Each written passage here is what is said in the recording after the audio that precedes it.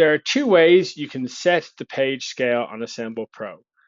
By checking the drop down at the bottom left, you will see all of the most common page scales in residential and commercial construction.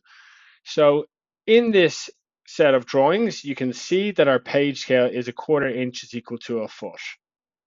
What I recommend you do is make a known length to ensure that the plans are calibrated correctly. So you can see that that matches perfectly. So you know that 1/4 inch is equal to a foot works and you are good to go.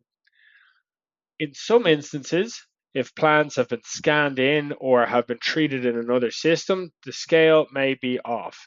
You can manually calibrate the plans by choosing the magnifying glass in the bottom left. Simply click that. A set of instructions will pop up telling you what to do. But what you want to do in this instance is get the longest length available so as you can manually calibrate those plans. So here we have